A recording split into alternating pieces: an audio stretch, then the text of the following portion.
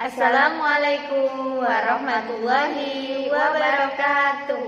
Hai guys, selamat bergabung di podcast kami bersama saya Irhatut Filhatiata dan teman saya Evi Saniatul Umah. Kami merupakan mahasiswi Magister Pendidikan Islam Anak Usia Dini di UIN Sunan Kalijaga, Yogyakarta. Kali ini kami berdua akan membahas mengenai motivasi dalam kewirausahaan. Podcast ini digunakan untuk memenuhi tugas mata kuliah kewirausahaan dan manajemen lembaga PAUD yang diampu oleh Ibu Profesor Dr. Haja Erni Munastiwi MM. Sebelum kami menjelaskan mengenai motivasi dalam kewirausahaan, jangan lupa untuk like dan komen ya teman-teman. Langsung saja, di sini saya akan menjelaskan apa sih makna dan hakikat dari motivasi dalam kewirausahaan. Teman-teman, motivasi itu berasal dari kata Latin, yaitu nugres yang artinya bergerak atau berpindah. Nah, motivasi ini merupakan kondisi fisiologi dan psikologi seseorang yang mendorongnya untuk melakukan suatu aktivitas untuk mencapai suatu tujuan.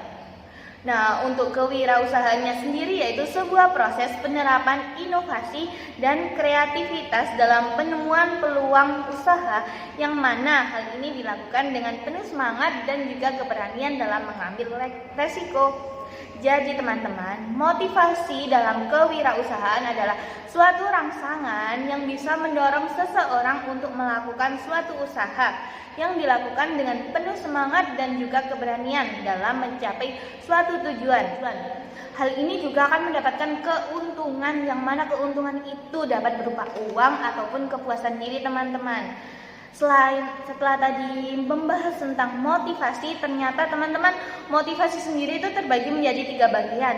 Yang pertama yaitu model motivasi tradisional. Motivasi ini menghubungkan dengan teori dari Frederick Taylor yang menjelaskan sesuai dengan aliran tersebut menjelaskan bahwa aspek yang sangat penting dari pekerjaan sebuah manajer adalah membuat bagaimana karyawannya itu yang menjalankan rutinitas yang sehari-hari itu agar mereka tidak bosan.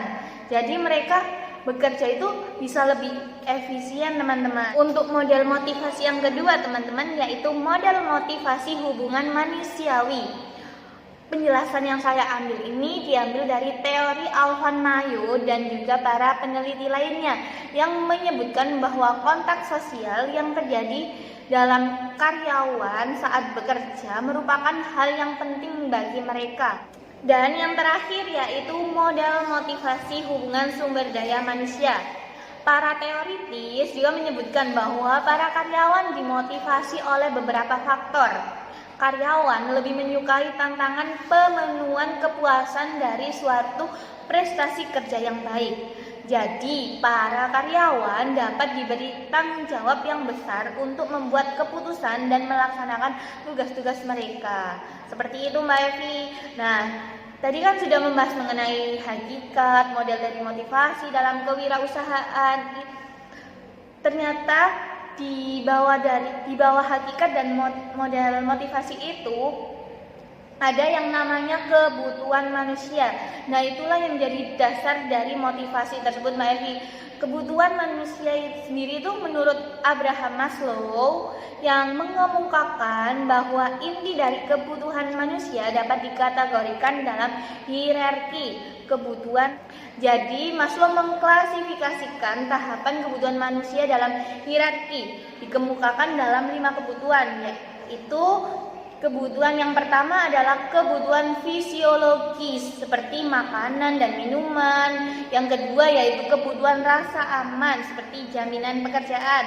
Yang ketiga yaitu kebutuhan sosial seperti teman dan sahabat. Yang keempat yaitu kebutuhan penghargaan seperti pengakuan. Dan yang terakhir yaitu kebutuhan aktualisasi diri, yaitu menjadi orang yang merasa mampu untuk mencapai sesuatu. Setelah tadi kita sudah menjelaskan mengenai hakikat dari motivasi, terus model-model motivasi, terus kebutuhan untuk menunjang motivasi itu, sekarang kita akan membahas cara untuk dapat memotivasi anggota-anggota yang lain, misalnya anggota dalam sebuah organisasi. Jadi Mbak Tia, memotivasi anggota organisasi merupakan suatu proses memberikan peluang pada anggota organisasi untuk memenuhi kebutuhan sebagai hasil dari perilaku produktif yang telah dijalani oleh anggota organisasi. Yang pertama ada membangun hubungan antara anggota tim. Terus yang kedua, memperlakukan anggota tim dengan baik. Yang ketiga ada menetapkan tujuan tinggi namun dapat dicapai. Keempat, membuat kontes dengan hadiah. Dan yang kelima, menjadi bagian dari tim. Setelah membahas mengenai bagaimana cara memotivasi anggota organisasi tim, yang terakhir ada hubungan konsep diri dan motivasi dalam kewirausahaan. Sebelum memahami mengenai hubungan konsep diri dan motivasi dalam kewirausahaan, kita perlu mengetahui apa sih artinya konsep diri itu.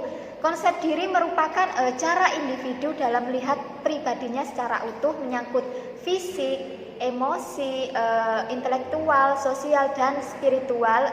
Termasuk di dalamnya adalah persepsi individu tentang sifat dan potensi yang dimilikinya, interaksi individu dengan orang lain maupun lingkungannya, nilai-nilai yang berkaitan dengan pengalaman dan objek, serta tujuan, harapan, dan keinginannya.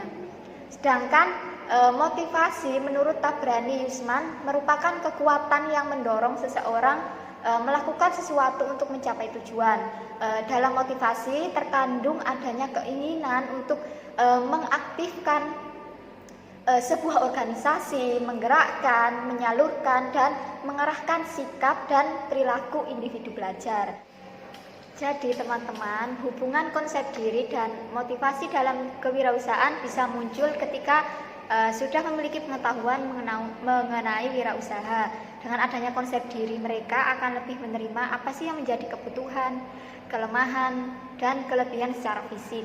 Seseorang dengan konsep diri yang positif akan lebih mudah mempunyai rasa kepercayaan diri dengan apa yang dilakukannya.